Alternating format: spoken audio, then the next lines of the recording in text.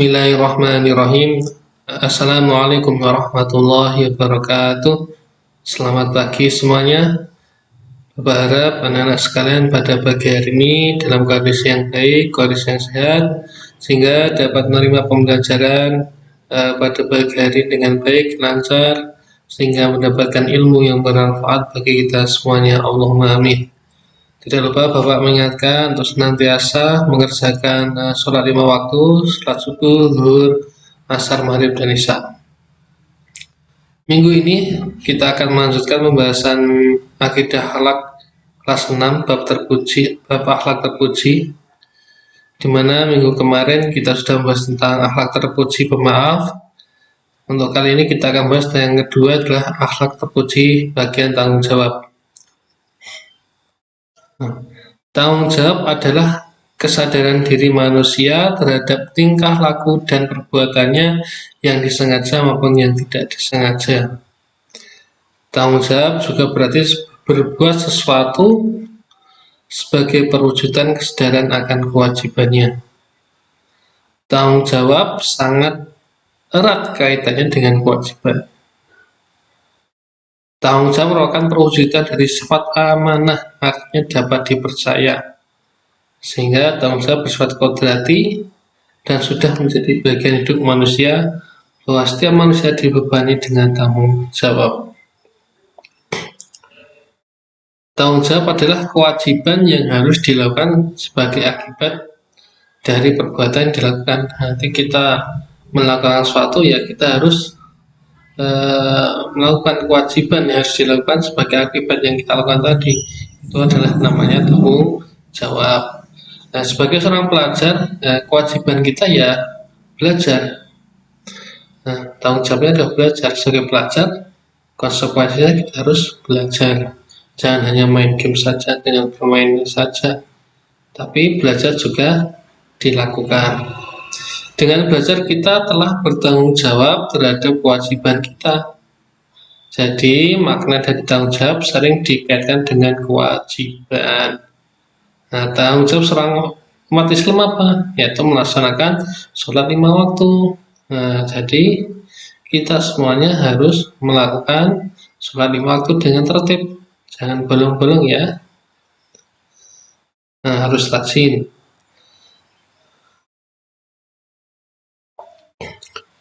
Sikap tanggung jawab itu harus dibiasakan setiap hari dengan cara yang pertama, selalu ingat kepada Allah bahwa segala perbuatan yang dilakukan dunia akan dimintai pertanggungjawaban.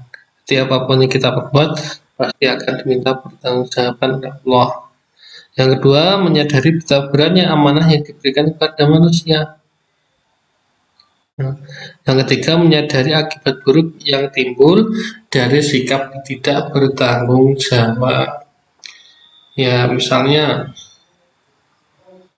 mencoret-coret atau membuang sampah pada tempatnya, itu kan akibatnya kan terjadi banjir, terjadi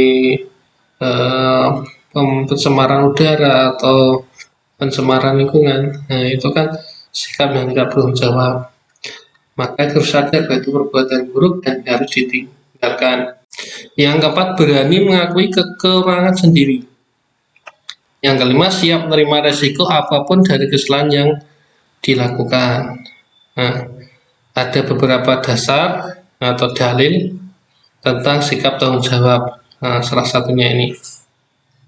Bismillahirrahmanirrahim. Uhsurul ladzina dzalamu aswajahum wa ma kanu ya'budun min dunillahi fahduhum ila siratil jahim wa kifuhum innahum mas'ulun. Artinya diperintahkan pada malaikat, kumpulkanlah orang-orang yang zalim beserta teman sejawat mereka dan apa yang dahulu mereka sembah selain Allah, lalu tunjukkanlah pada mereka jalan ke neraka, tanah mereka di tempat perhatian sungguhnya mereka ditanya. Nah, surat As-Saffat ya. Surat yang ke-37 ayat 22 sampai 24. Dalil selanjutnya adalah kullu nafsin bima kasabat rohinah. Nah, setiap orang bertanggung jawab atas apa yang dilakukannya. Surat Al-Mudathir, surat ke-74 ayat 38.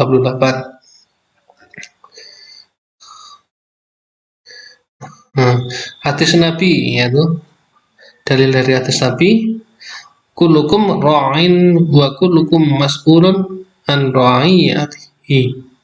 Wa an Ibni Umar radhiyallahu anhuma anin Nabi sallallahu alaihi wasallam qala wal umiru ra'in wa rajulu ra'in ala ahli baitihi wal mar'atu ra'iyatun ala baiti zawjiha wa waladihi fakulukum ra'in wa kullukum mas'ulun an ra'iyatihi muttafaqun alaih. Dari Ibnu Umar radhiyallahu anhu, dari Nabi Muhammad SAW, beliau bersabda, kalian adalah pemimpin dan kalian akan dimintai pertanggungjawaban atas kepemimpinan kalian.